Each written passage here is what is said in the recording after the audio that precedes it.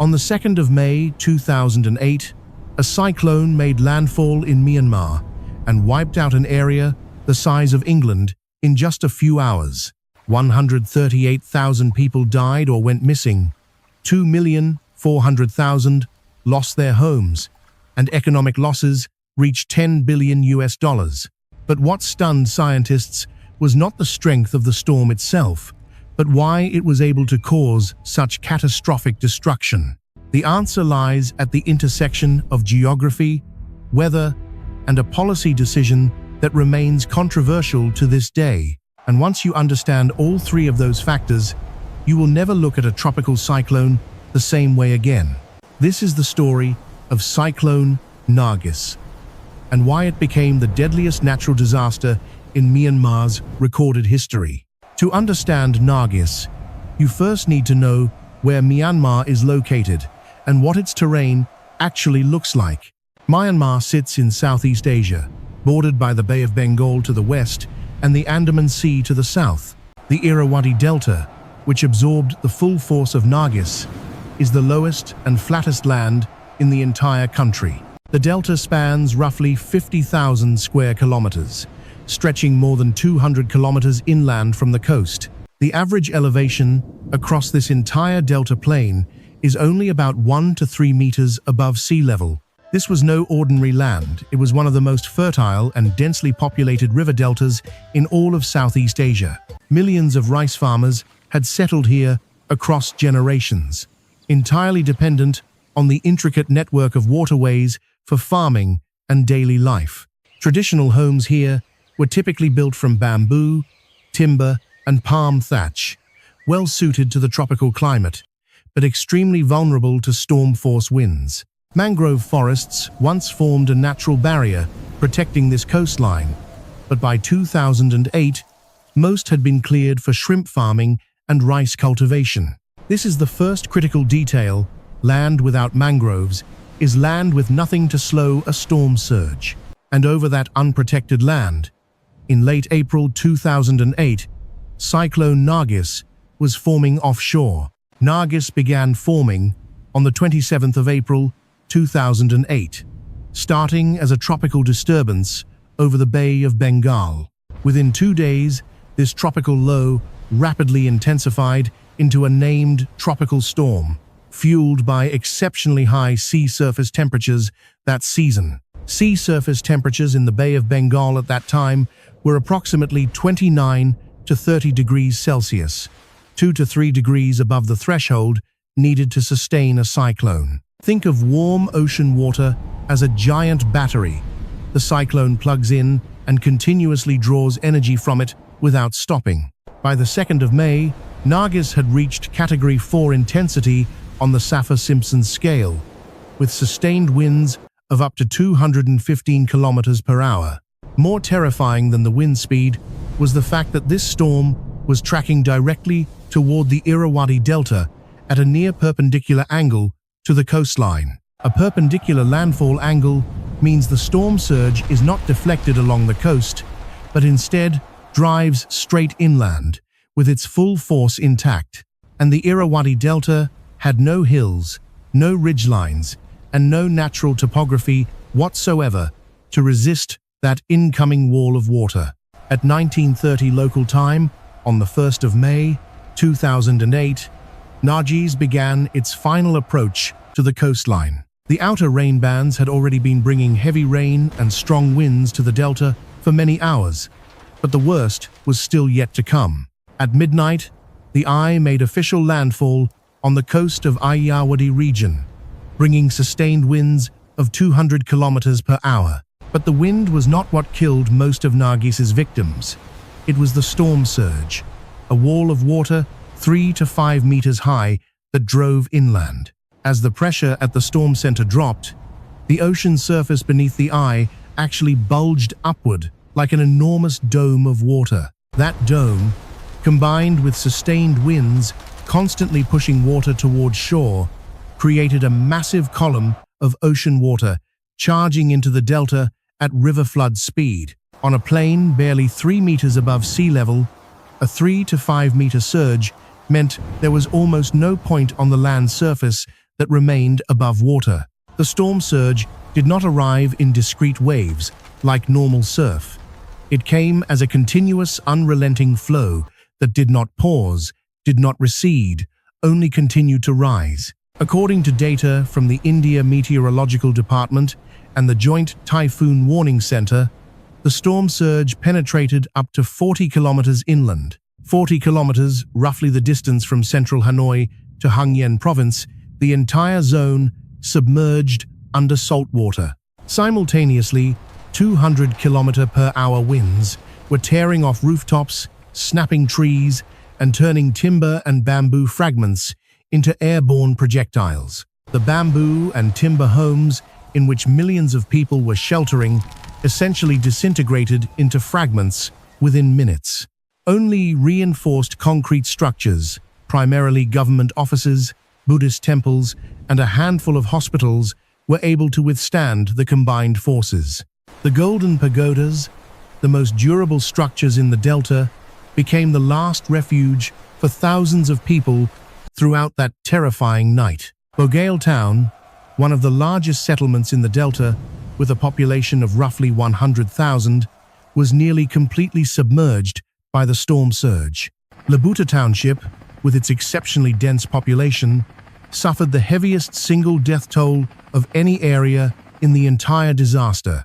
Labuta Township alone is estimated to have lost over 70,000 lives, accounting for more than half of the total national death toll. To put that number in perspective, 70,000 people is equivalent to the population of a mid-sized Vietnamese provincial town, gone completely in a single night.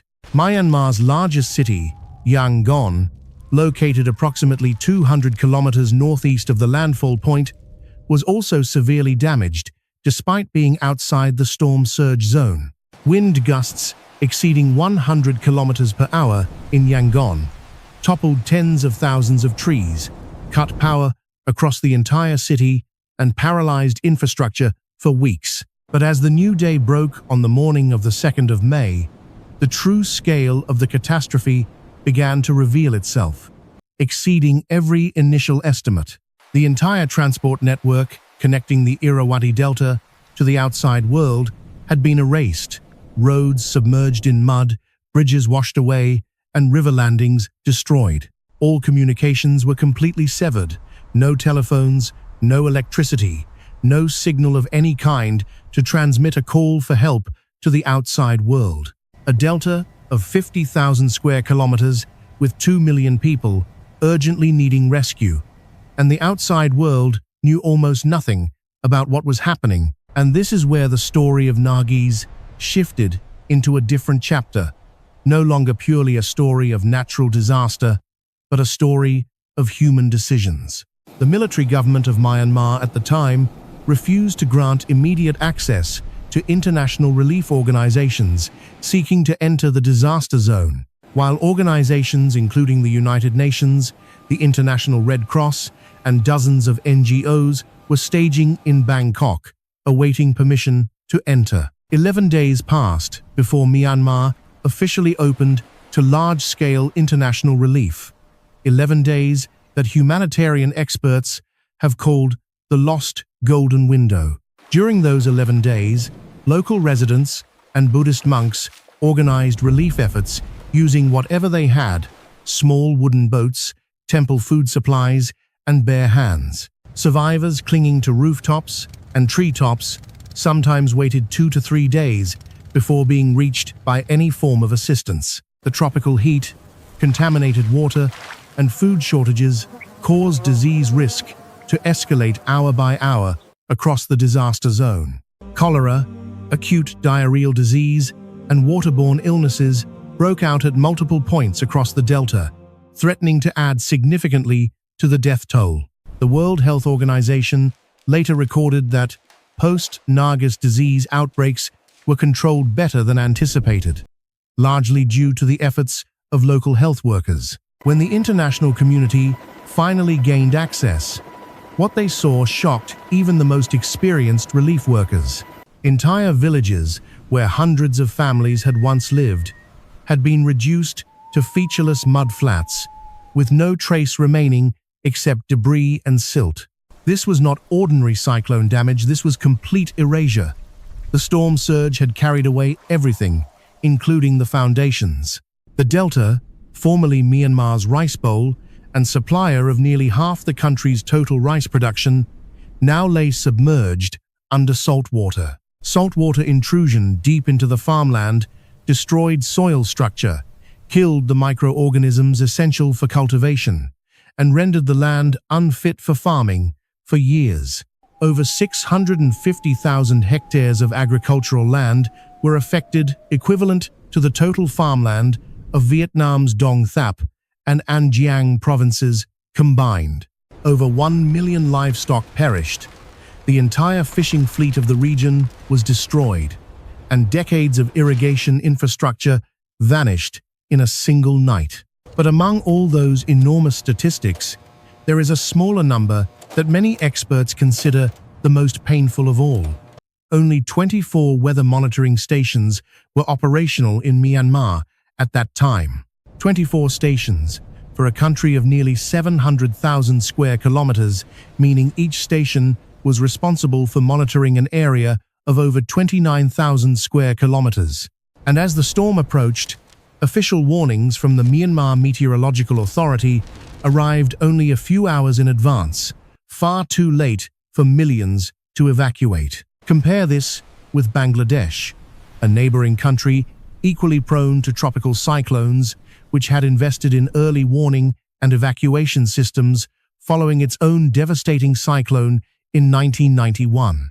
Super Cyclone Cedar struck Bangladesh just 6 months before Nargis that was even more powerful, yet caused only around 3,300 deaths due to prepared mass evacuation.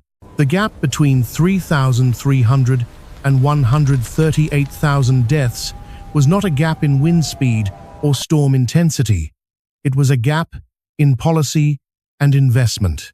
Economic losses from Nargis were estimated by the World Bank and the United Nations at $10 billion, equivalent to approximately 1/5 of Myanmar's total GDP that year.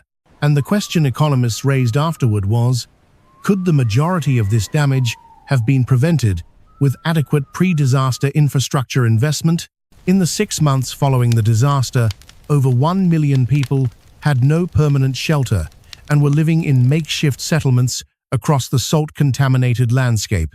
Salt-damaged rice land could not recover in a single season. Some areas required 3 to 5 years before the soil could support cultivation again. Losing the rice harvest, the livestock, and farming equipment meant hundreds of thousands of farm families entered a cycle of poverty from which they could not escape unaided. The Food and Agriculture Organization of the United Nations estimated that over 800,000 farmers in the region required seed, fertilizer, and tool support simply to plant the next season. This is what scientists call the cascading disaster effect. The storm did not merely destroy what existed, it also destroyed the capacity to recover. It took over a decade for the Irrawaddy Delta to fully recover to its pre-2008 levels of agricultural production. Nargis did not only change millions of lives, it also changed how the international community approaches humanitarian aid in the context of political barriers. The Nargis disaster became one of the most powerful arguments in the international debate around the responsibility to protect doctrine, which holds that the international community has the right to intervene to protect civilians when their own government refuses to do so. Following Nargis, ASEAN established the ASEAN Coordinating Center for Humanitarian Assistance on Disaster Management, known as the AHA Center, to improve regional coordination when disasters strike. This is the most quiet legacy of Nargis, the formation of a regional disaster management network that today helps protect hundreds of millions of people across Southeast Asia. Post-Nargis, Myanmar also began a process of expanding its national meteorological network, increasing observation station numbers and improving early warning systems for coastal communities. A mangrove reforestation program was launched with international support, acknowledging that mangrove loss had been one of the factors that amplified the disaster's severity. Modern climate science indicates that the Bay of Bengal is warming, which means storms similar to Nargis are likely to become more intense and more frequent in the coming decades. The Bay of Bengal sea surface temperatures have risen by approximately 0.5 to 1 degree Celsius over the past 40 years, according to data from NOAA and the IPCC. 1 degree Celsius sounds small, but in a tropical system, it represents an enormous reservoir of additional energy available for a passing cyclone to absorb. And not only Myanmar, the entire lower Mekong basin, the Ganges-Brahmaputra Delta in Bangladesh, and the coasts of India all face the same growing threat. The question is no longer whether large cyclones will occur. The question now is whether we will be adequately prepared when they do. Nargis teaches us that a powerful cyclone does not necessarily have to become a disaster that kills hundreds of thousands of people. Bangladesh is living proof that investment in early warning, shelter infrastructure, and community education can reduce casualties to a fraction of their potential scale. Mangroves are the second great lesson. Post-Nargis research confirmed that areas retaining intact mangrove cover suffered significantly less damage than areas where the forest had been cleared. A 100-meter belt of mangrove forest can reduce storm surge wave height by 50 to 70%, according to research from the University of Exeter and collaborating institutions. But the third and perhaps most important lesson is not technical, it is political. Natural disaster and political barriers cannot coexist without catastrophic consequence. Every day of delayed disaster access, according to humanitarian expert estimates, may correspond to hundreds of preventable deaths. On the 16th of May, 2008, United Nations Secretary-General Ban Ki-moon flew to Naypyidaw to personally persuade the Myanmar government to open access to international relief. Following that meeting, Myanmar agreed to open access for ASEAN organizations and gradually expanded access to other international bodies in the weeks that followed. In total, over 30 countries and hundreds of humanitarian organizations contributed to the Nargis response and reconstruction effort in the years that followed. Today, 17 years after Nargis, the Irrawaddy Delta has been largely rebuilt, but it still carries wounds that are not visible to the naked eye. Communities that lost the majority of their adult population are still struggling with shortages of skilled workers, teachers, craftspeople, and community leaders. Sociological research conducted a decade after the disaster showed that the proportion of elderly people in the most affected communities was significantly lower than the national average. Nargis did not only kill people in a single night, it restructured the social fabric of an entire region for decades to come. And this land still sits exactly where it always has, just meters above sea level, without natural barriers, facing directly into the Bay of Bengal. The question all of us need to answer is not whether another storm will come, it is whether, when it arrives, the world will respond differently. Cyclone Nargis formed on the 27th of April and made landfall on the 2nd of May, just 5 days, to travel from an ordinary tropical disturbance to one of the most devastating disasters of the 21st century. 138,000 lives, 2,400,000 people without homes, $10 billion in damage, and a decade to recover. But perhaps the most painful number is not any of those, it is zero. Zero adequate warning systems, zero dedicated storm shelters, zero evacuation plans. Not every cyclone can be prevented, but not every disaster is unavoidable. Nargis exploded into a vacuum created by 3 simultaneous absences: the absence of a warning system, the absence of protective infrastructure, and the absence of the political will to allow relief. Imagine Nargis making landfall on the same land with a full 24-hour warning, adequate hardened shelters, and no barriers to humanitarian access. Researchers estimate that with adequate warning and evacuation systems, Nargis's death toll could have been 10 times lower, comparable to what Cedar achieved in Bangladesh. 138,000 minus 14,000 is 124,000. 124,000 people who might have lived if the world had done things differently. Cyclone Nargis has long since passed, but the questions it left behind remain incompletely answered, and the Bay of Bengal continues to warm, one day at a time. The delta is still low, the sea is still warm, and each new cyclone season, we place a bet that this time will be different. But the storm does not care about the bets we make.